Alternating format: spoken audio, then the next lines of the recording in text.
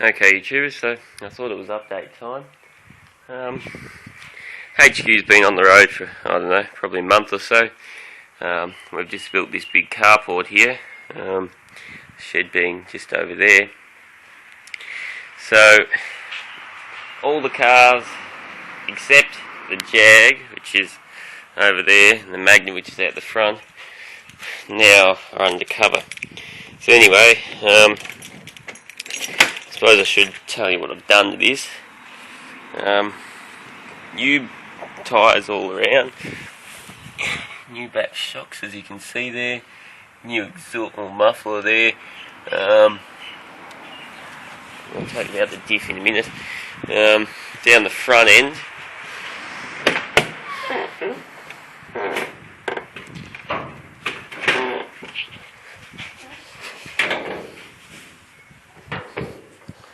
if I can get it open. Down the front end, new master cylinder, new brake hoses, new upper inners, new shocks, as you can see the bushes there, new drag link, new idler arm bush or bearing or whatever you want to call it. It's an interesting setup on these. All new tie rod ends, all new ball joints,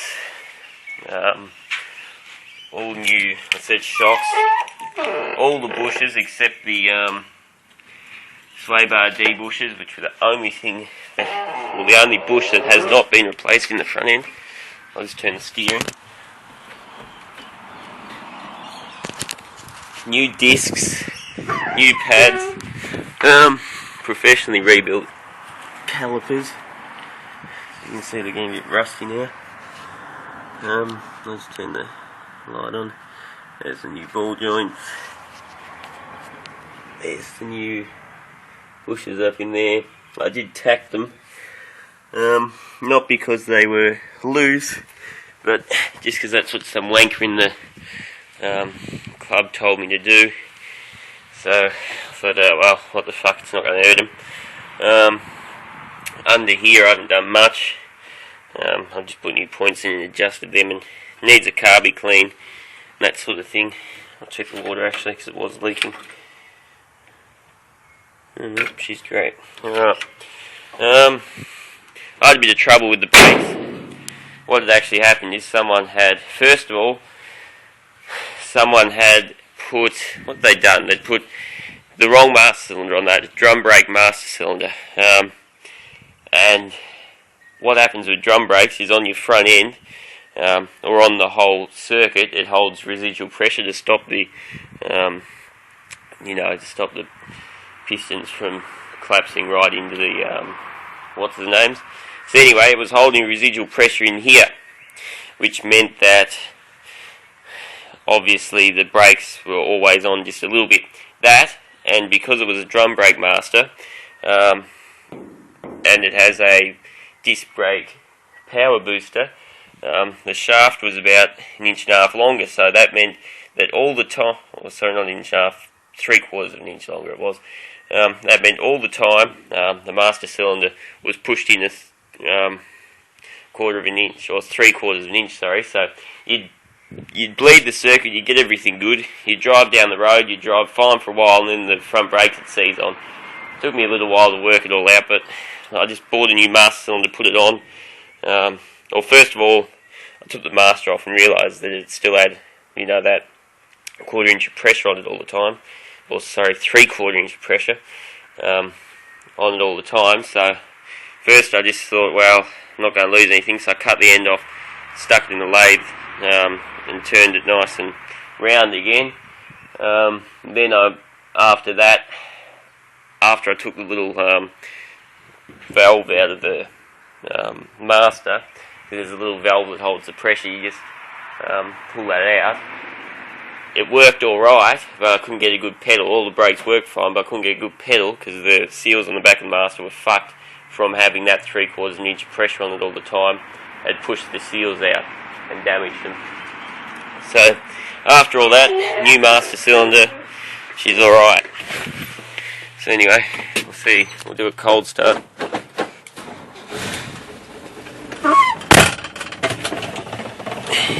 is of course 3-speed manual column shift.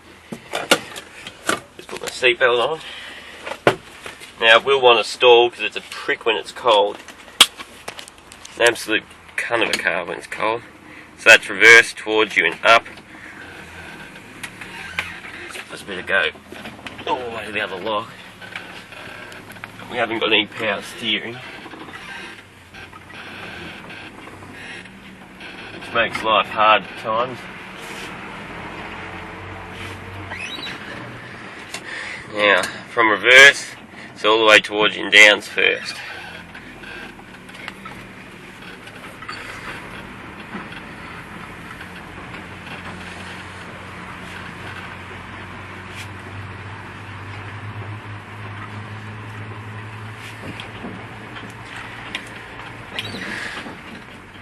I've got to be really careful here because it will want to stall. Doesn't matter how long you leave it warm up, it still does it. I might not do it now. Seconds all the way back and up.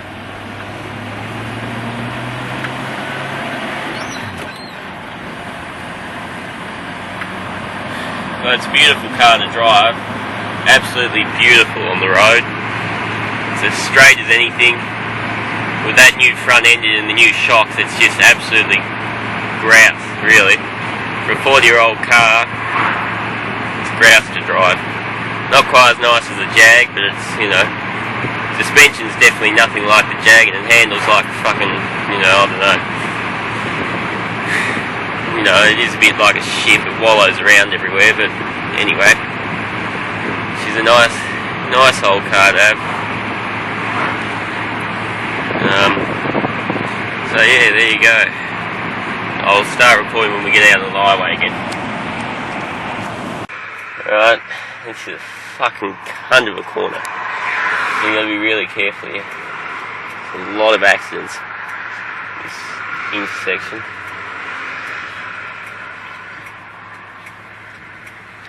Let's put the camera down.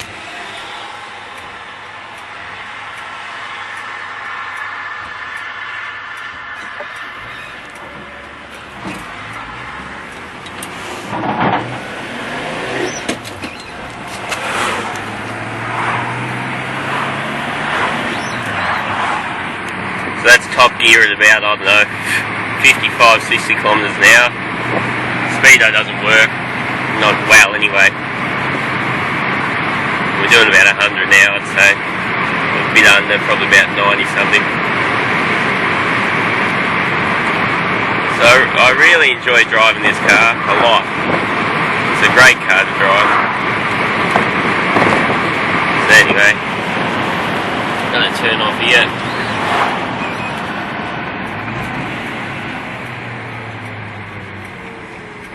Oh, and it's had a new clutch, forgot to mention that. Machine flywheel, new clutch, everything. But, yeah, it's really good. Oh well, there you go, you've had a little drive in it. The funny thing is, you're much better off labouring along, it pulls much better down low. You lose just about everything at about, I don't know,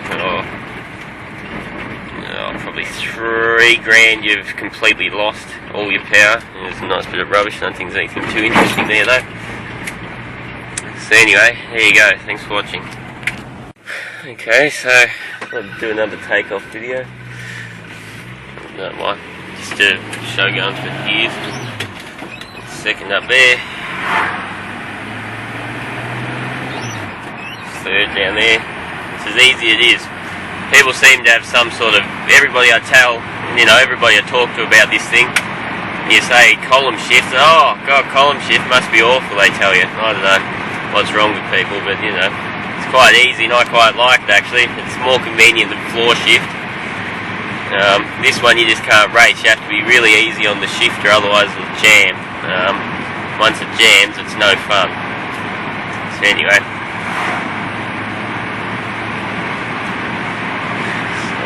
She's running quite well. It seems to be really when you haven't driven it for a day. I think the fuel must evaporate in the carby. So there, that's back up to second there.